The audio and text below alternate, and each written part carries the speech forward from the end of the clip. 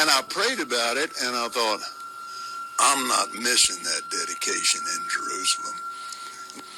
Without the airplane that we have that I bought from Tyler Perry, and I didn't pay anywhere. And Tyler's one of the greatest guys. He made that airplane so cheap for me, I couldn't help but buy it.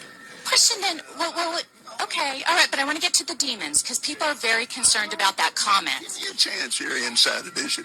I love your eyes. And here's what happened. We flew in 21 days, 70 hours, 40,000 miles, touched 5 continents, and preached face to face personally with 125,000 people. Do you ever use your private jets to go visit your vacation homes, for example? Yes, I do. Okay. Again, getting back to the comment, you said that you don't like to fly commercial because you don't want to get into a tube with a bunch of demons. Do you really believe that human beings are demons? And don't you ever say I did. We wrestle not with flesh and I prayed about it. I thought, I'm not missing that dedication in Jerusalem. The airplane that we have that I bought from Tyler Perry, and I didn't pay anywhere. And Tyler's one of the great. He made that airplane so cheap for me, I couldn't help but buy it. Question then, well, okay, all right, but I want to get to the demons, because people are very concerned about that comment. Give you a chance here, Inside Edition. I love your eyes. And here's what happened. We flew in 21 days, 70 hours, 40,000 miles, touched 5 continents, and preached face to face personally with 125,000 people. Do you ever use your private jets to go visit your vacation homes, for example? Yes, I do. Okay. Again, getting back to the comment, you said that you don't like to fly commercial because you don't want to get into a tube with a bunch of demons. Do you really believe that human beings are demons? Oh, I do not. And don't you ever say I did. We wrestle not with flesh and Kohalo, Yahweh, Bahashem, Yahweh Shai, Bahashem, Rakah, Kadash. Double honors to the elders and apostles of GMS. Shalom to the hopeful elect preaching this word in truth and sincerity. And to you ribs, to you sisters out there that are in silence and staying in order. I forgot the name of this pastor. But he was being questioned about, the money he was making and, taken from the people, basically. He's just a wolf in sheep's clothing, right? A greedy man. He wants a jet to fly around to gain more supporters, because really he's not gaining anybody. Not for, a salvation point of view, but more of a monetary. This guy is greedy. He's known to be greedy. And this is what the face of Christianity, right? This is the face. This is the Christian pastor that Christian pastors look up to, right? When I was in Christianity, I had a pastor right before I came into this truth. The last pastor I had, his goal was to upgrade his building, right? This is a dream of his, and he would, on a weekly basis, take like a census as far as how much people are making. Like, that had to have been the last couple of weeks that I've been there, because I didn't want to stay there no more. This guy would ask people like, hey, anybody making from this much to this much? Anybody making this much to this much? Like, asking people's salary, right? He'll write it on a piece of board, I don't know if it was a whiteboard or like a big piece of paper. I forgot what he wrote up, but he wrote up on a wall. And then he would say 10% of all of that and how much he should be getting monthly. Like, this is going on at service, right? These are the greedy dogs that all their sole goal is to fill their own bellies, man. And it's not about this word and truth. Christianity is a huge stumbling block to our people. I have a friend who had spoken to and he acknowledges the truth, right? He accepts the name, he accepts the prophecies, right? But he still attends. This is the craziest part. He still attends Christian Sunday church while knowing the truth. And I have conversations with him, and I ask him, you know, like, if you believe in the truth, why are you still there? And basically what I got out of it was that it makes him feel good. Even if it's a lie. He knows it's a lie. He agrees it's a lie. And it just, it's mind boggling, right? The man struggles with a nicotine addiction. That's what I'm gonna call it, because he can't quit.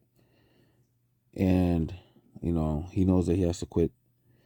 And, you know, I tell him all the time, I said, look, Christianity is probably worse than those cigarettes, right? Because the nicotine is going to destroy your body. That's going off. You know, you're not supposed to do that. But Christianity could destroy your soul, right? This man is double-minded, unstable.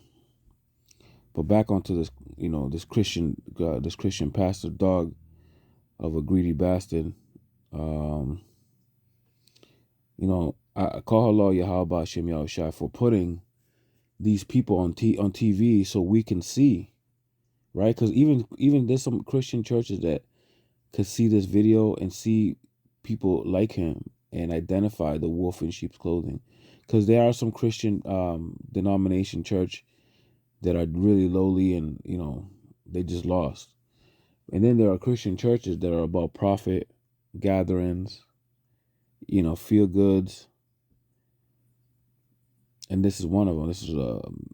This is a major public eyesore in the eyes of the man of the Lord, man, because it's vexing to see this going on, man. But it's a beautiful thing at the same time, because we could show and tell the people what to stay away from.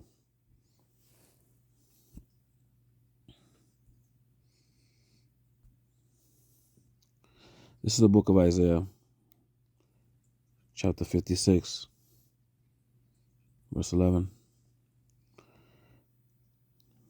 Yeah, they are greedy dogs which can never have enough, right? That man who's probably been doing this for a long time and could have stayed at a mediocre level. But no, this man wants to go international. He wants to have jets, and it's still not enough for him. I believe that man has a yacht and an island tax-free, right? Because the government's funding these things as well, one way or the other, right? Verse 11. Yeah, they are greedy dogs, which can never have enough. And they are shepherds, right? Because a shepherd does what? It leads the people or the sheep. That's what the shepherd's job is, to guard the sheep, right? And they are shepherds that cannot understand, right? They don't know the scriptures, nor do they care. They just care about how to use it for their own personal gains, right? And they are shepherds that cannot understand. They all look to their own way, every one for his gain from his quarter, right? This man, you know, he sits in his $1 million home plotting on where to visit and what to say for the next time to receive tithes and donations. Because there's one thing, they receive tithes and donations, and the bigger the show they put on, the more money they get out of you. Christianity is a hell of a drug, and I say a hell of a drug because people are spiritually addicted to it. It makes them feel good. They need it once a week.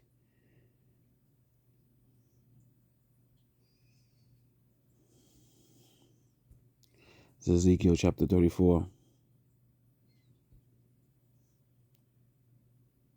verse 2.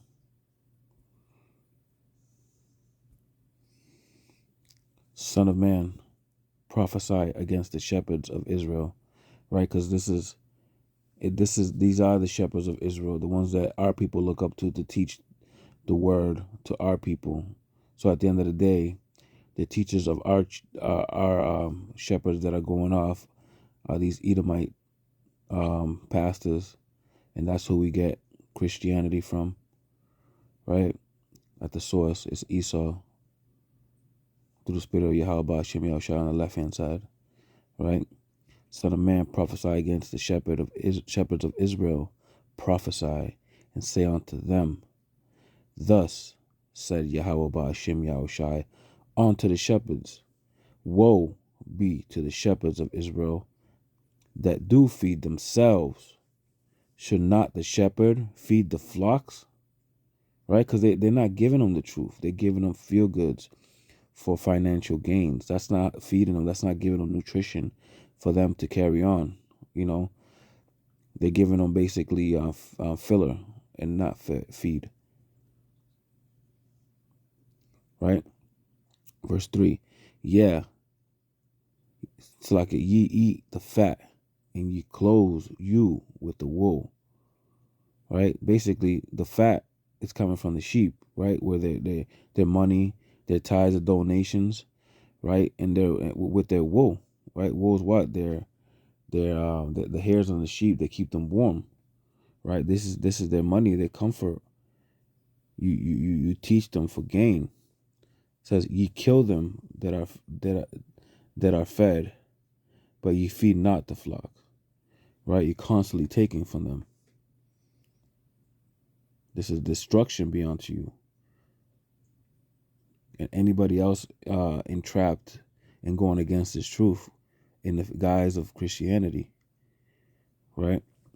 Verse 4, the diseased have yet not strengthened, neither have ye healed that which was sick, right? Because the gospel is for Israel, the 12 tribes scattered abroad, the so-called blacks, so-called Hispanics, and so-called Native Americans.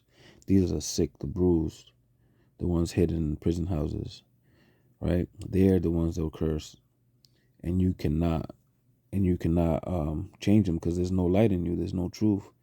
There's nothing you could do to provide healing for our people. For our Redeemer from Israel is Yahweh Shai, sent by Yahweh.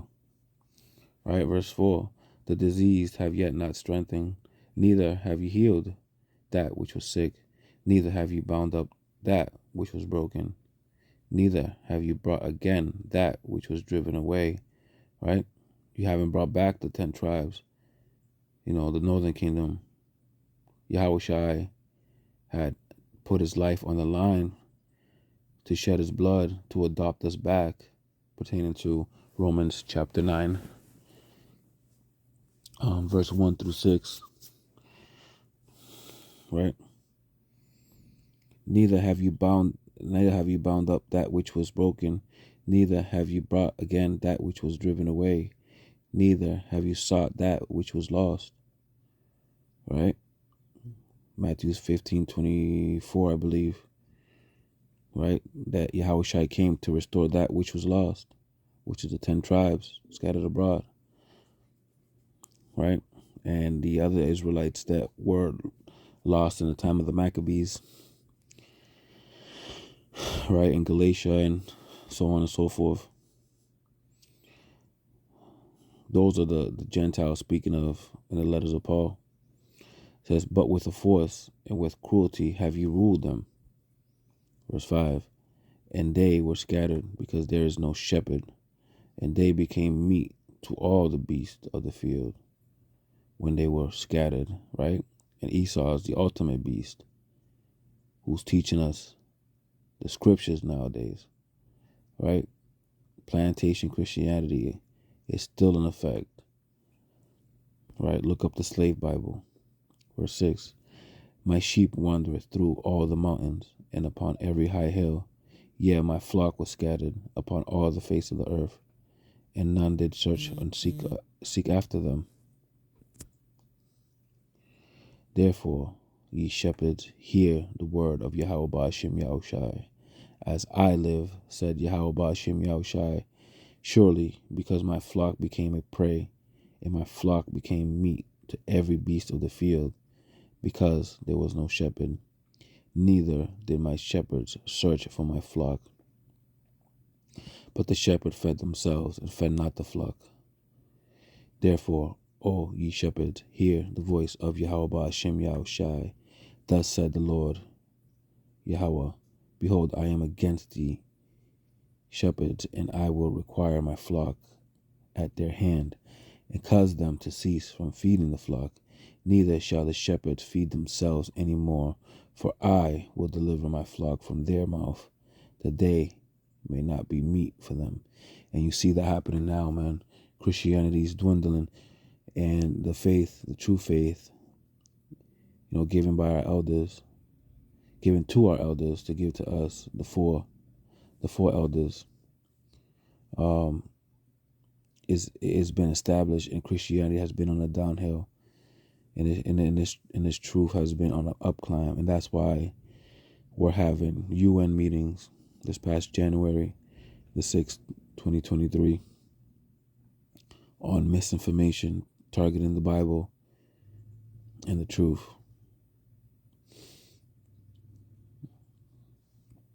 And call Allah Yahweh Ba'ashem Yahushai for that, right? But the Lord's not going to forget what you did. He's going to visit you for leading the people astray. And it's going to be something ugly, right? Because it says that it'd be better for you to not tie a noose around your neck with a millstone and throw yourself in a lake than it is to mislead the sheep, right? Paraphrase. Go to the book of Zechariah 11:17. Woe to the idle shepherd that leaveth the flock. The sword shall be upon his arm, and upon his right eye. His arm shall be clean dried, and his right eye shall be utterly darkened. Call Halal Yahweh Ba'ashem Yahushai. Shalom.